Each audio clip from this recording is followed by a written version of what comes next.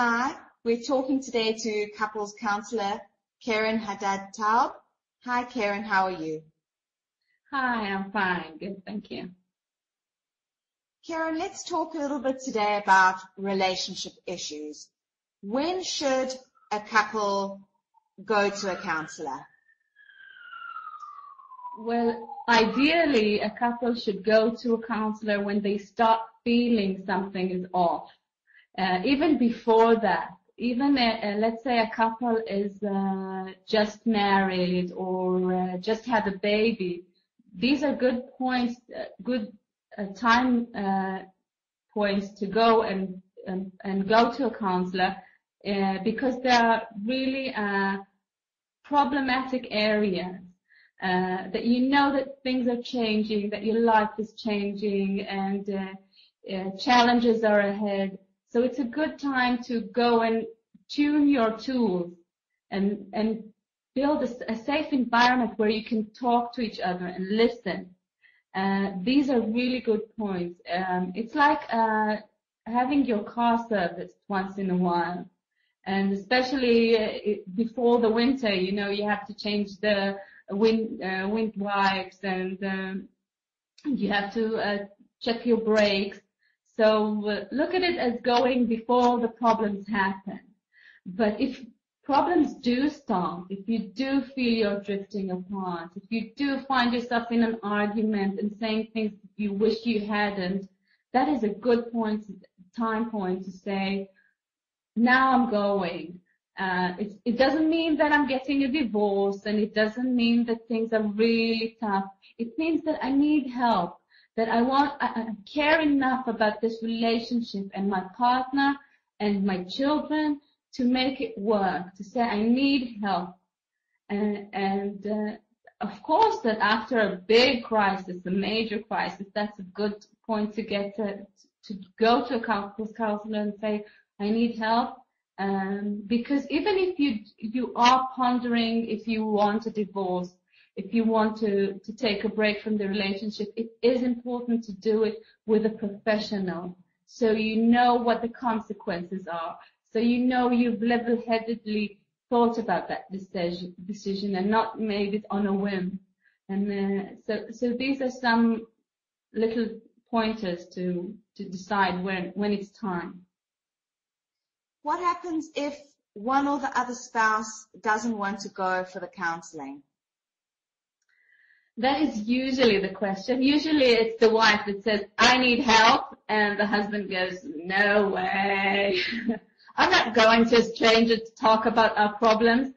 But sometimes I have found that it was the other way around, that the husband says, that is interesting, I want to check it out.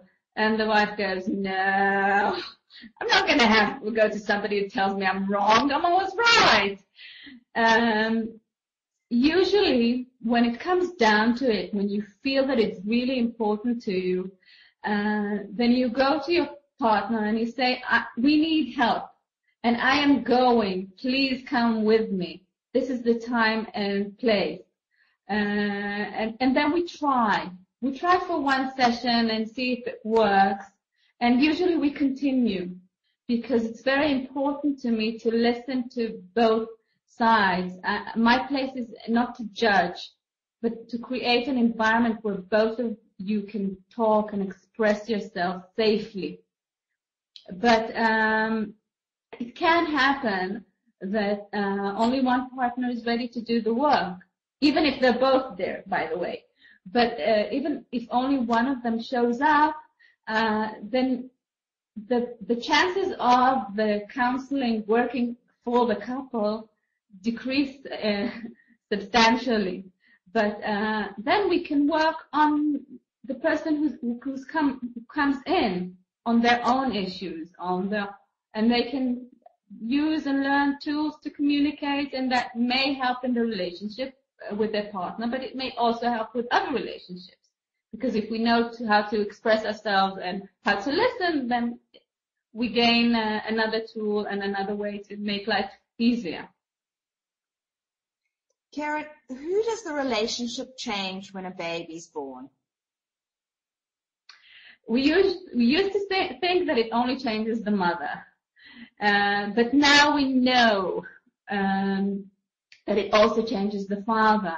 There are even fathers who go through symptoms of pregnancy, morning sickness, and some gain weight, but that's another issue.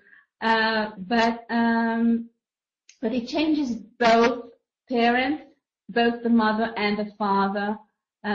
We know that the father goes through psychological development steps, and so does the mother. I believe that the father is the first one to notice, because he's not in all that hormonal mush going through all the other changes. But it changes both of them, and it changes the relationship. I read in one of Dr. Gottman's books, he's a real important relationship expert, that he writes this wonderful metaphor that a baby being born is like a hand grenade going off in a room. And you have to wait until the dust settles to know what has changed. It doesn't mean something bad has happened or something good. You don't know yet. You have to wait until everything settles. And then he goes on and says that what usually happens is that the father is looking for his wife where he saw her last.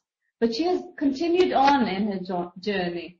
And he says to the man, you need to continue on in your journey as well, so you can meet her back.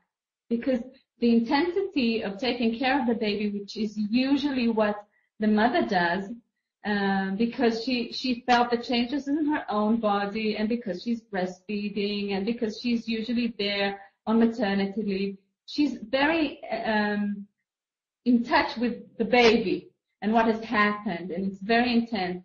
Usually his life hasn't changed that much, because maybe he's taken off a week of work, but he's back in work, and his figure is the same.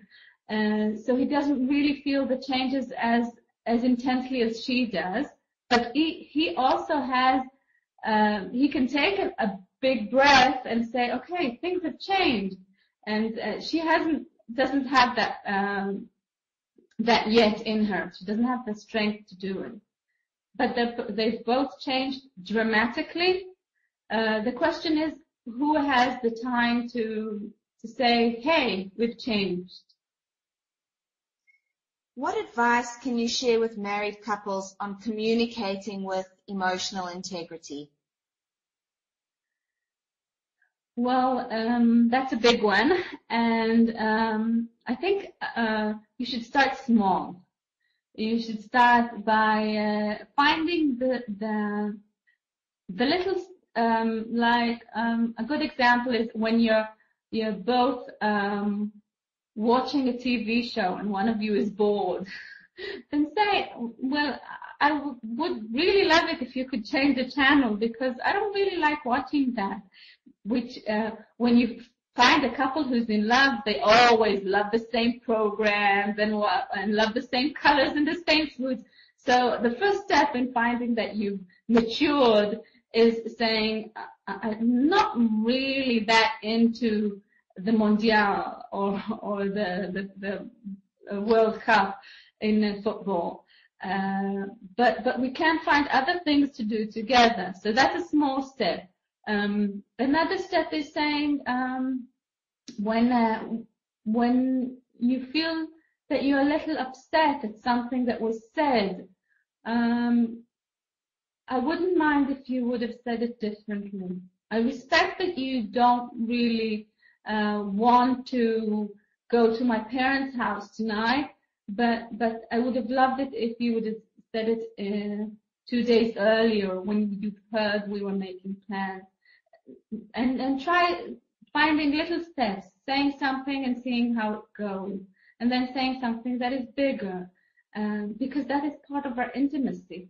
Saying what we feel and being truthful about it is building a relationship and increasing our intensity and our intimacy. And if we don't do that, then we find ourselves kind of rehashing the same fights and feeling the same frustration all the years.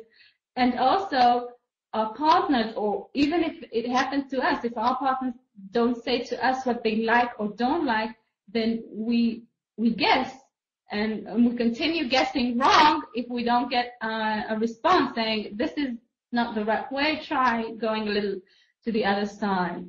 And I think that when we do hear real answers from our partners saying, well, you know, I'm not into salad, I really like chocolate though, then we would know what to do. We know how to make them happy. And that goes the same way even in sex. If we get a feedback saying, that's nice, but it's a little off, then we know what to do instead of saying, continue doing the same thing and it's not working. So that's a little tip. They say that the top 3 threats to your marriage are your in-laws, money, and sex. What are your thoughts in this regard? I think that the way you communicate to each other are the top threats. If you can't respect your partner, if you talk in a demeaning fashion, if you stonewall your partner, meaning if you stand up and leave in the middle of a discussion and don't continue talking about it, these are more threatening and dangerous top issues than dealing with your in-laws or sex or money. Because if you respect each other and you know that I can't really stand your mother, then you won't continue making me stay the whole holidays with her. And I'll be able to say, to feel that you're there for me when we're in front of your mother and she's talking, saying that I'm not a good housekeeper, that I don't know how to educate my children. And you stand by me and say, hey, Mom, I love you and all, but you can't talk to my wife that way. If we're on the same page, if we're friends, and I know you have my back and you know I have your back, then in-laws are not that big of an issue. And the same goes to money. If we talk to each other and we respect each other's opinion, then we build a budget together and we know how much is going in, how much is going out. We can always blame the government, but we do know how to manage our money together, and we know that we're not acting out with money or doing something or going off into a big shopping spree without talking to each other first. And that goes for sex as well. If, as we spoke in the earlier question, if we express ourselves and our feelings and what we like and dislike in a respectable manner, then we can work. And we can also, if we feel that we need to go to a sex therapist, then we know that we can go and talk about it together. And that is also a very important point that I want to make, that there are all kinds of help that we can get. We don't always know everything. And even though sex is kind of a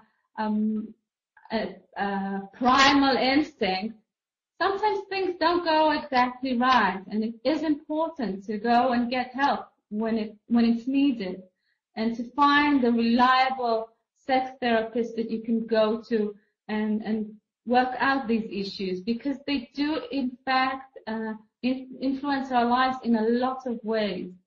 So it is very important. Thank you, Keren. Thank you so much.